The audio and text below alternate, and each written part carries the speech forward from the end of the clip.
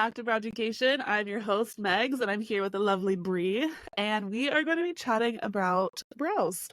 And I'm just so thankful to have you here. We had a little bit of a rough start. This is our third time attempting to record, and I'm so Yes. grateful that you've been patient with me.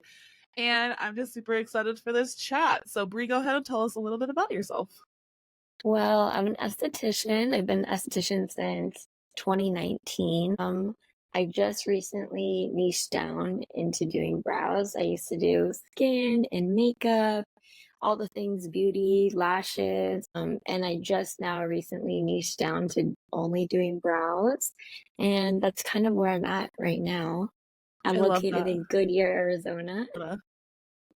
I So I was born in California and I visit California a lot. Being in Arizona, I don't know, this is like what I consider home. You know what I mean? I I love that. love it here. Especially the part of Arizona I live in. It's very like small town and like everybody goes to high school here and like elementary school together. So I don't know. I like it. It's definitely hot, but that's what AC is for and pools are for. So, yeah. I know in my little stretch of California, I'm in Chico, and it gets pretty hot here too. So I Mhm. totally know what you mean. I'm like, instead of hibernating during the winter, I hibernate during the summer. A lot of people, they are like, how could you live in Arizona? I'm like, you just don't go outside. It's not that hard. I love it. So, one of the main things, first and foremost, that I love to talk about with you, we had chatted previously, is how freaking cute your branding is. You go by the brow recipe online, and all of your branding is so, like, correlates so well with not only brows, but also like the baking kind of recipe side of it all. So, I'd love to dive into that and kind of just see, like, how did you come up with that rebrand and kind of like where did it start from? So really where it sparked from was I just felt like I lost all creative flow, but then my business, like I said, I've been in business for about 4 years now, and I just really felt like I was just starting to blend in with the crowd. You know what I mean? Before I was doing very much like boho, neutral, and I love that. I feel like that's very much my style, but it just got to a point where I just felt like I started to blend in and I didn't have much creative flow at all. So I was like, okay, I need to do something. Like I was starting to like lose my passion for the industry. So that's where I was like, you know what? I've been thinking about doing this for a while. I think I'm just gonna do it. It was just something that I was afraid to like do because I just wasn't sure if people were gonna like understand the Yeah, concept and you know what I absolutely. mean? Or they were gonna be confused about like what my brand was all about. But honestly, like it's the best thing I did. It just really makes me stand out and it just makes people remember my brand. And I feel like that's what's most important. Because like even if you don't remember the name, you could be like, it was something to do with baking and Yeah, brows, something like a niche where people are going to sets you remember apart. you. Yeah, set you apart from the crowd. And that's really what it's done for me. So I just wanted, like, I have a passion for baking. So I was like, you know what? Why don't I just combine both and just do like Yeah, baking and brows? So I I used to have love like a that. small, yeah, I used to have like a small baking business and I stopped doing that. So I was like, why don't I just like combine the both? Like I love doing both. And I feel like they correlate. Like there's ratios and mixing and, you Absolutely. know, ingredients and all of those things. So that's kind of where like the brow recipe sparked from. And I felt like it gave me something to grow into. Like I feel like I can see myself in the future expanding within the brow recipe versus what I was before was urban look on Instagram. And I just felt like I didn't know there wasn't lashes, skin, or brows in the name. So when people saw urban look, like they didn't really know what I offered. You know what I mean? It was just Yeah, kind of like absolutely. an umbrella name versus the brow recipe, like, oh, she does brows. You know what I mean? Yeah, no, totally. People know exactly what they're getting when they see the brow recipe. There's power in like that niching down and really getting down to Mm-hmm. like what you really want to offer and making sure that it's super clear. Because I think that the longer you're in the industry, the more it's your everyday life. So it seems very normal. And we forget that like our clients don't live this life, they're not in it all the time. So it is a nice reminder to keep things simple and clear so that people, like you said, remember you, but also know what you do and what you're about. I love Yeah, that. exactly. Yeah, once I rebranded to the brow recipe, I had so many more people reaching out to me, just brow clients in general, and people wanting to do brow trainings with me, other brow artists following me. I'm pretty sure like that's probably how you found me, you know what Yeah. I mean? So Yeah. when you niche down, there is so much power in that where people are gonna gravitate towards you because it's so easy and clear, like, oh, she offers brows, so I'm just gonna follow her because of that, or I want to Yeah. go to her for that. So Exactly. And like you said, like it reignited your passion. So I think that that comes through. Like when you make that change and you realign yourself, I think that it translates really well to like your audience. And I think that's what also gravitates people towards you is just that they're like, oh, okay, she's like really serious about this. This is what she's all about. And I love that. yeah, that's funny that you say that because that was actually my word for my business this year was align. Like I wanted I my love business that. to align with me. I just felt like I had outgrown urban look and I was ready for Yeah. something new. And that's why I found the brow recipe and I feel way more aligned within my business. I love that. I think there's a little bit of a scarcity mindset when we get into the industry. Like you're so like you just think that once you I don't know, name your business or get your branding all done, like you're stuck with it. And I just think that this is a great message to any new SDs listening. Like when you're feeling out of alignment, like it's like the universe telling you to shift. Like it's time to make some sort of a change or shift that to bring you back on course almost, if that makes sense. Yes, definitely. Yeah, you should never feel stuck within your business. If you do feel stuck, then something, like you said, something needs to change. That's why I did this whole rebranding because I just started to feel stuck and I felt like, okay, like where do I go from here? Like I feel like I can't expand anymore. Like I feel like I've outgrown this little box that I was in and I need to Yeah. expand. That's what I was gonna say. Like if I have a message to like other estheticians out there, in the beginning of your career, I think it's important to trial and error, see what sticks, what doesn't stick. That's why I started off with Urban Look because it was such a broad name. It was an umbrella name. So I could offer facials, I could offer lashes, I could offer all these things, and people weren't going to be confused. But then once I actually found like what I was truly good at and like what stuck, then that's when it was a good idea for me to niche down and rebrand into the brow recipe. Absolutely. I love that. I say that all the time. I always say that when I'm talking to like a newer esthetician or something like that, like I think that as much as we push niching down, and I do think it's really important, but I like what you did about it too, because I kind of did the same thing. I think that we need to start a little more broad Mhm. because like when I was in the beauty industry, I wanted nothing to do with brows. So if I would have stayed per that course, I would have never gotten to where I am now. So I think it's really smart to start a little bit more broad, try a little bit of everything, see what you really love. And then at that point, when you kind of narrow it down, then we can kind of start weeding out what we don't love and finding our niche and finding that path. Yeah, exactly. And don't feel pressured to find your niche immediately. It, like I said, it took me, this is my fourth year in business. It took me 4 years to find my niche. So yeah, don't feel pressured to find your niche within the first year of your career. You're still brand new and trying to figure out what you like and what you don't like. Absolutely. Absolutely. I 100% agree.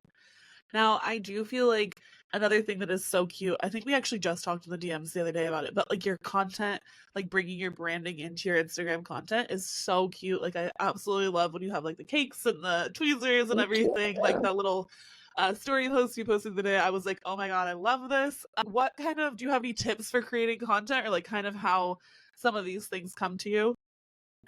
Honestly, I don't have many tips when it comes to creating content. I'm still trying to figure that out, I think honestly. we all are. Yeah, it's like an ongoing thing. Yeah, I don't really have many tips when it comes to like creating content or anything. I am honestly just like whatever I feel like in the moment is kind of like what I add. But that's why I like the brow recipe because it's more broad for me. So I can add like cute cakes and like wisps Yeah. and like little drip effects and it still makes sense within my Yep. branding. So Absolutely. I think that's actually a really good point. I think that's almost like a tip within itself is that when you find your brand like that really works for you, it's so aligned with you that like your little bits and ideas kind of all correlate. So it all makes sense like really well together. Yeah. I yeah. think that you kind of find like, I don't know, yourself in your branding so that all the little things that come to mind like all correlate really well. So you're not trying to like grasp for straws. Yeah, definitely. That's why I like this because it's exactly like how you said, like, this is just my personality, so it just comes easy to me. Like, I'm not trying to fit this certain aesthetic or something. Like, Exactly. this is just who I am and like what I like, so I just added in this. Yes, I love that so much. I know you mentioned a little bit ago that you had like a little baking business. What was it? I'm so curious. So this was right after the pandemic. This was when like salons were closed and I had just started my esthetician career. So I was like, great, like what am I Yeah. gonna do?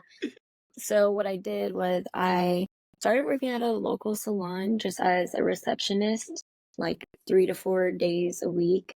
And then I'm just such a busybody that on my days off, I would like create chocolate covered strawberries I and love it. like cake pops and things like that. So yeah, that's kind of like where it stemmed from. And then once I was able to like start taking clients and build my clientele, that became my full-time job, so I didn't Yeah. have time to do the baking anymore. So Yeah. I love that. I think I saw on your Instagram recently that you are bringing on another artist into your business. Yeah. How is that going? How is hiring a team member? I know that is a whole new, I don't know, kind of thing in its own. I'm still navigating, honestly, but I found an amazing esthetician. Her name's Mariah. She started in March now, so she's been working with me for a few months now. But she's great, honestly. I love her so much. It was definitely challenging because I feel like I don't like the interviewing process, I should say, was challenging because I was like reaching out to other estheticians that are in the position I would like to be in, that have employees, and Yeah. just getting tips from them, like what to expect. And thankfully, they were so nice to like give me all these tips and like told me like don't do this, like learn from my mistakes. Thankfully the hiring process was very easy for me, but it was Good. challenging for me because I don't like telling people no. I had to tell, multiple people that I wasn't moving forward with them. So that was a little bit difficult for me. Mariah, she's like the perfect match. Like we get along. A lot of our hobbies are the same. Oh, I love that. She actually has a small like baking business on the side as well. So it just worked Could out not be a perfect. better And match. yeah, and she loved the branding and everything. So yeah, it was literally like the perfect match. I love that so much. That is so cool because that says Mhm. a lot. I feel like I know how it can be difficult and like saying no to people. Like I totally 100%. I think a lot of us in the beauty industry are a bit of people pleasers. Um, Yes, but people I think pleasers. that when you kind of let go, you can find like again, like you said, alignment. Like you can really find your people, and it sounds Yeah. like you really did. I love that. That's so fun. Yeah, I definitely had I to know put for my yes, it was scary. I definitely had to put like my business hat on and not like yes, my people pleasing hat yeah, on. So it was definitely like a different take, but I really enjoyed the process and it was fun to like get to know other estheticians and like I really saw myself in a lot of those other estheticians that I interviewed. yeah. Like that was me at one point, you know what I mean? Oh, So it's like a full circle um moment. I it was love it that. was it was definitely like a full circle moment. I really liked it. That's so Hope beautiful. Really truly love that. That's so fun. yeah. Hopefully in the Um, future, um, we can expand and I can hire more people. But is that your plan? Are you wanting to kind of grow it even I more? I would love to, honestly. Like I would love to have like a full salon and have multiple brow artists. How Yeah, I fun. definitely see like a full future within like the brow recipe. Oh, I love that so much. I'm so excited for you. I have no doubts that you will accomplish that. One other question I had, like I said, obsessed through branding, so I'm just gonna keep circling back to that. But when you have professional photo shoots, is there any kind of plan that you go into it with? Like how do you prep for one of those? Honestly, Pinterest is going to be your Okay. best friend. Yeah, Yeah. Pinterest is definitely going to be your best friend. And just like incorporating like fun little like things that represent your brand. I don't know. I can think of so many estheticians that have like within like their own little niches, like, just like colors, like what's your branding colors?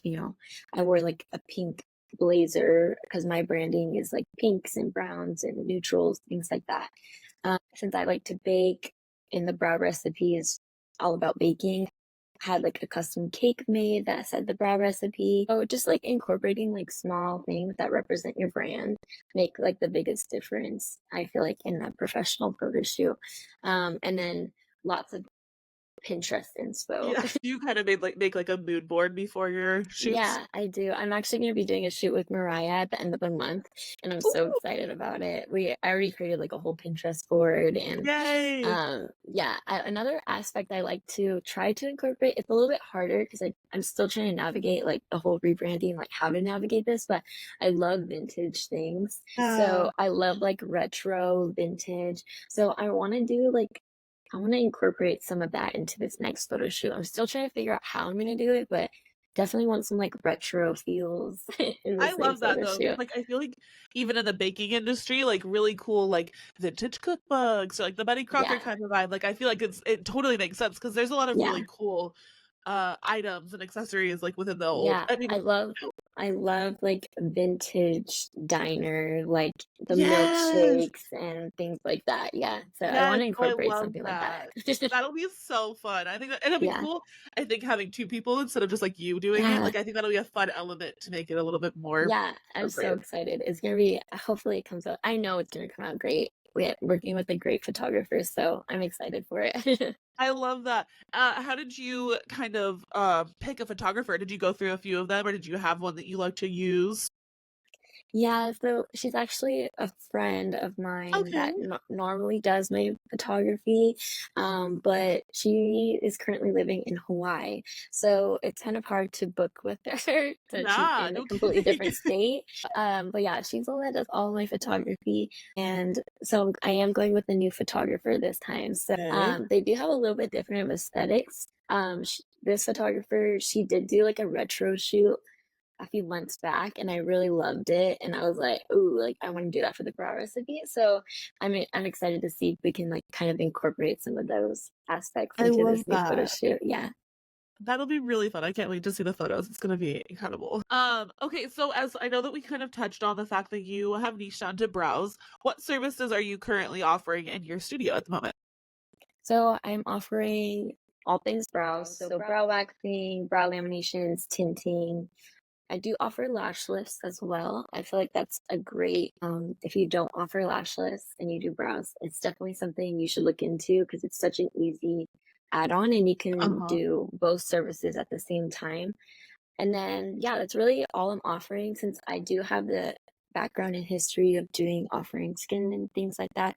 I am still doing facials for older clients, of mine, past clients, but the only thing on my menu at this moment is just dermaplaning for Okay. new people. So I Yeah, feel like I mean, correct me if I'm wrong, but I feel like dermaplaning is in its sense hair removal. So I feel like it does it kind of is. fall within the same like I don't know, from an outside perspective, I think it feels like a natural additive to your menu. Like I Yeah, don't feel like it feels so outside of the definitely. niche, you know?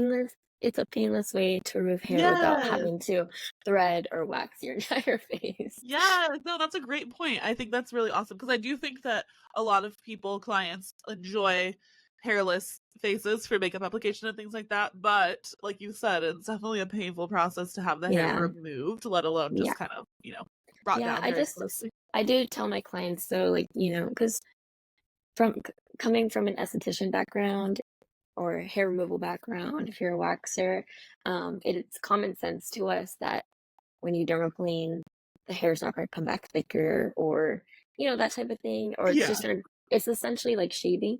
But I do just explain to my clients that yes, it's more painful to do waxing or threading on your face, but it will last you longer than Yes. dermaplaning. So that's Absolutely. important. It's that kind of while you're having that conversation, you're not turning anybody away, right? You can do both, Right. which is awesome. Yeah, definitely. Just like seeing what suits your client best. So, Yeah, absolutely. Do you or your your employee do any threading or are you guys solely waxing? so we are solely waxing. I would love to learn how to thread. It just intimidates me a little bit. It's I intimidating. No, I totally yeah, agree.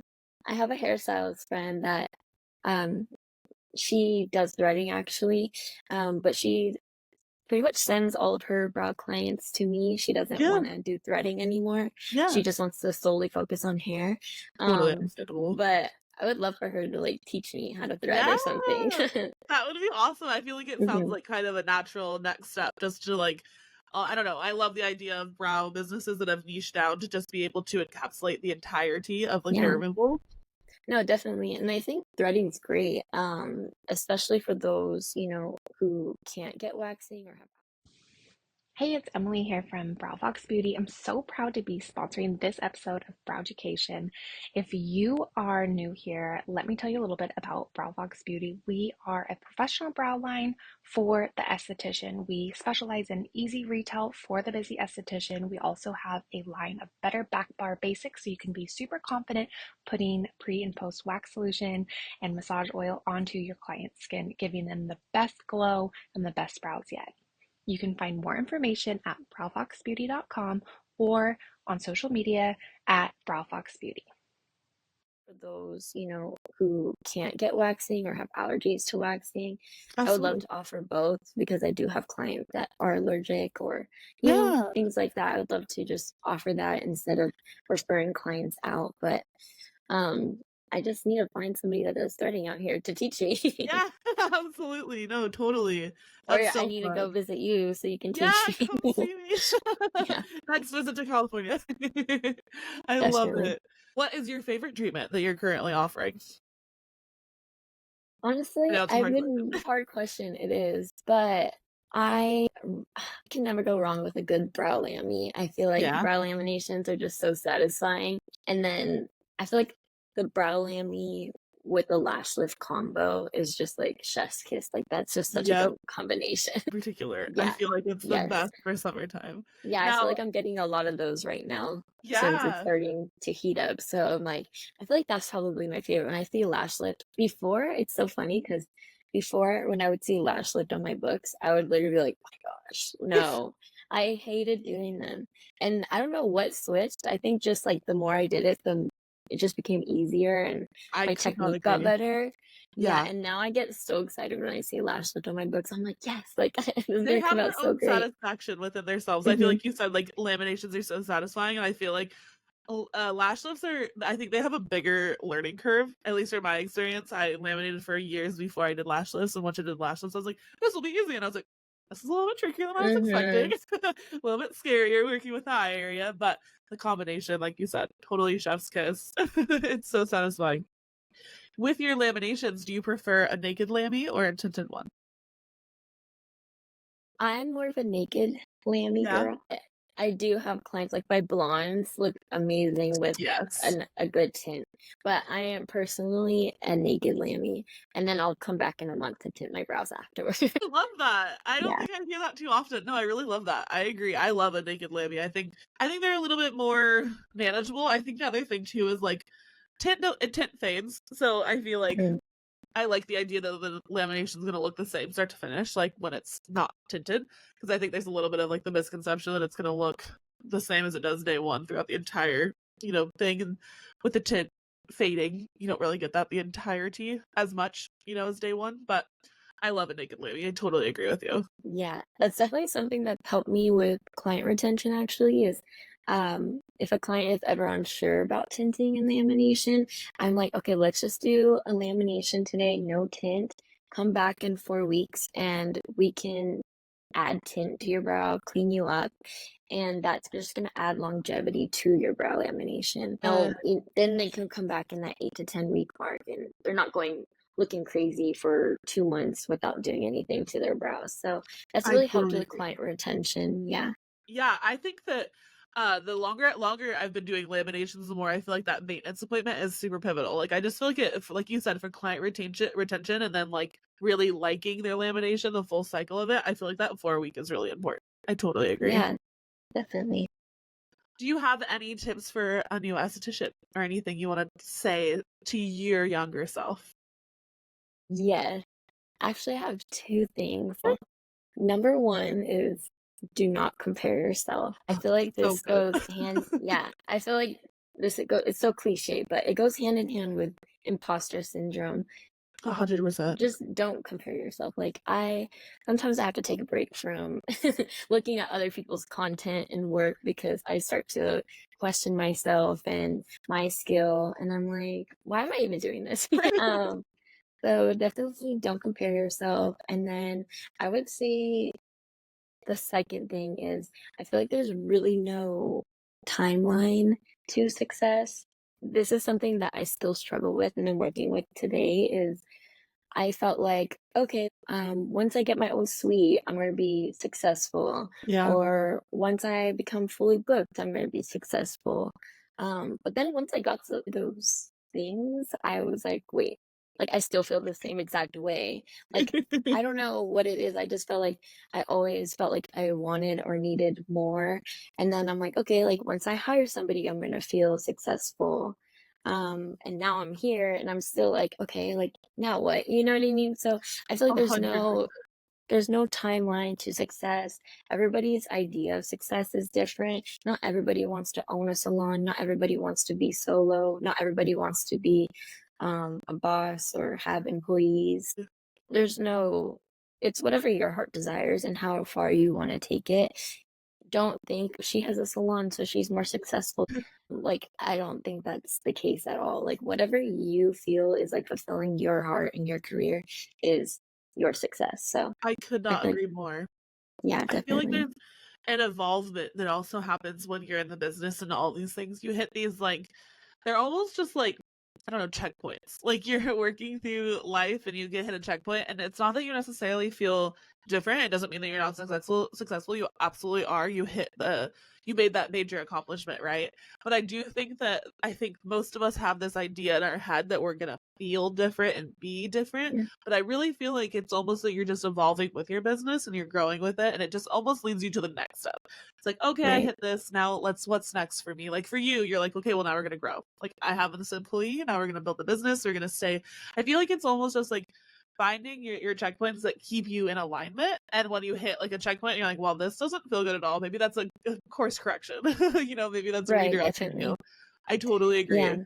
Yeah. And even like money, like I thought once I hit six figures, like I'm gonna be successful. Yeah. Like, and I'm grateful that I have, reached that milestone, but at the same time, I'm tired. Yes. I'm tired. I'm overworked. I am at a point in my career now where I I work these long days and I love it. I love my clients. I love my job. Like I can't imagine doing anything else, but at the same time, I don't care about how much money I'm making anymore. I'm like, I just want more of like a work-life balance and Yeah. be happy and like just small things like that. So yeah, I I feel like just feel it's like, so yeah, definitely. So like for the past 2 years, I've been working my butt off and now I'm at a point where I'm like, okay, I'm ready to scale back a little bit. I hired somebody. Now I have more responsibility on top, not just myself, but now I have somebody else absolutely. I'm responsible for. Yeah. So now I'm at a point where I'm like, okay, I need to step back a little bit, need more of a work-life balance, make sure I'm making time within my schedule to make sure my employees taken care of and things Yeah. like that. So that's kind of where I'm Absolutely. at in my career now. No, So I agree. I think that the six-figure mark got glorified a little bit in the industry. I think it was used yeah. to sell courses and to, it was this magical number to reach. And I love that nowadays we're all kind of like, I don't know, the conversation is a little more open. We're talking about it a little more. I think hitting the six-figure mark looks very different than we really think it does. Like Mhm. realistically wise, it feels different. And I agree with you. The second I hit it, I was like, I'm exhausted. That was a Yeah. huge, exciting thing, but damn, it's a lot of work and it's Yeah. exhausting and it's hard. So I totally agree with you. And I feel like a lot of people that have hit kind of that magical threshold, they realize that, oh, I actually don't want to work 24/7. I do actually want more balance. And I love that. I like really think it's so important. And I hope more of us keep pushing that and making that a reality because I think it's a lot harder to set that balance up now than it would have been prior when there was a little bit less going on. Yeah, definitely, for sure. That's exactly how I feel right now. Yeah, in the fall, I'm planning on changing my hours a bit so that way I can have more of a work-life balance. And Yay! yeah, I I'm love that. excited to see. I mean, I feel so passionate about my brand now that I've rebranded. And I can only imagine how much more energized and passionate, how much more energy I can put into my business now that I'm stepping away from the chair a little bit. So I'm Yeah, how excited much more for you can that. accomplish. Absolutely. Yeah, And let your exactly. employee take over a little bit more of that day to day. That's Yeah. awesome. I Yeah, love it. definitely. Yes. Okay, I think there was a few questions that I had emailed you. I want to kind of dive into those guys before we say goodbye. Yeah. So I know we kind of already talked about, the word of the year. Yes. So yeah, like I said earlier, I would say the word of the year for me is align and just alignment in general, finding what aligns with me and my business. And I don't want anything that's forced anymore. Like I just want it to feel natural.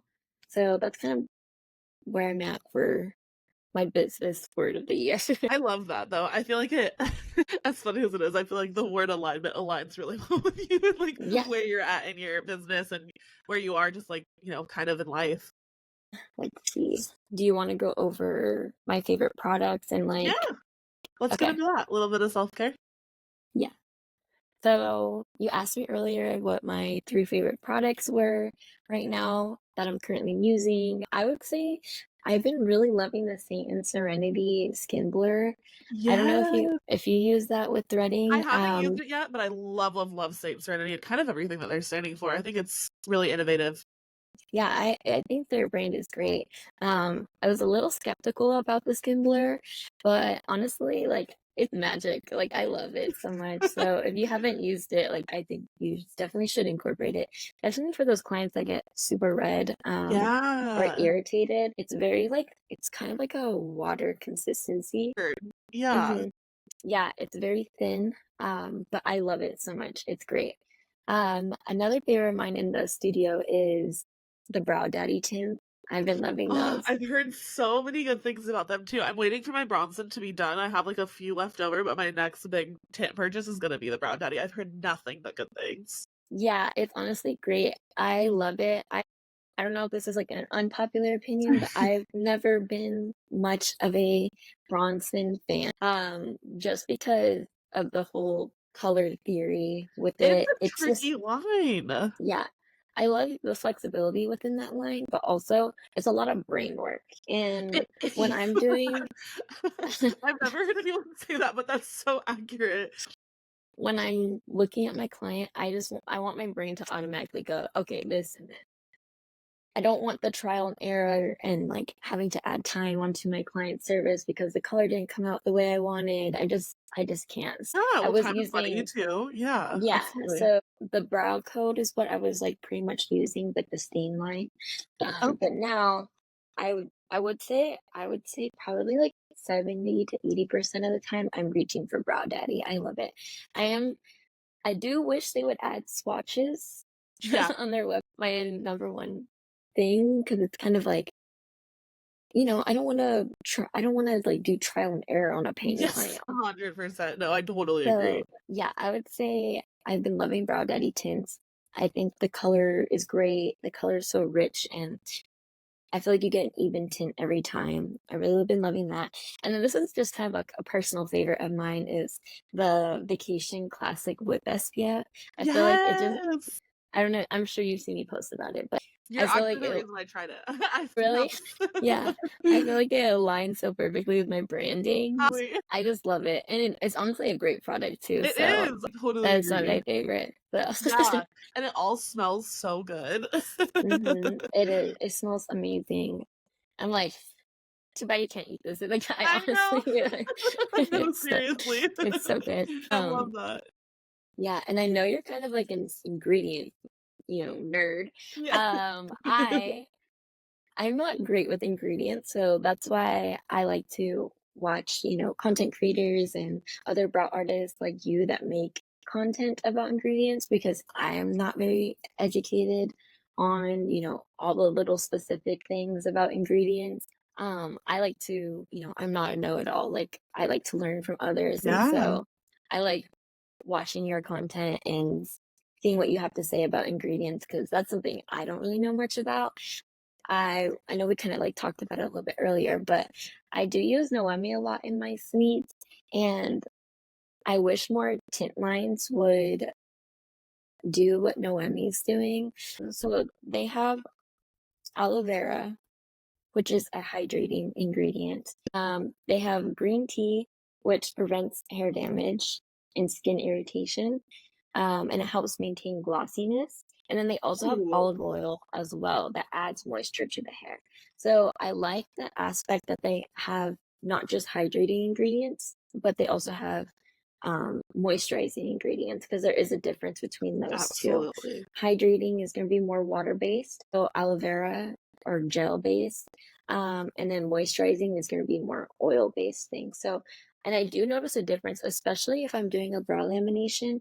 I won't always reach for Brow Code or Brow Daddy. I will typically reach for Noemi, just because after a brow lamination, you are drying out the hairs.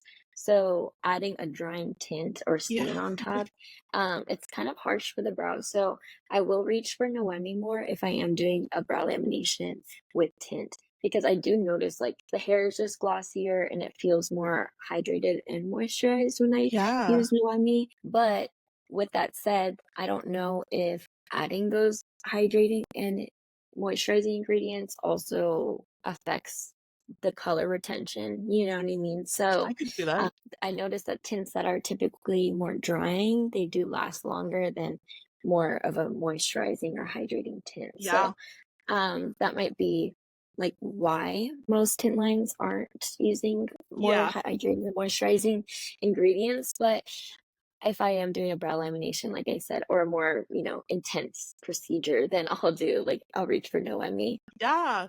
No, I think that's really important. And I think so many of us are results driven, which is important for our clients. But I do think that at the end of the day, them coming to see a professional means that they want to retain their, hair, the health of their hair and their skin and everything. So I think these things are really important. And I love lines like Naomi. I think that it's really cool that I feel like when I saw them come out and were launched, they released a lot of education alongside their Mhm. tint, which I think is really, really cool for us because you don't see a whole lot of that, like the swatches and the little booklets and a lot of master classes and everything. And I really respect them for that because I think that, I mean, I think most of us can find a line and get some sort of a result that we're looking for.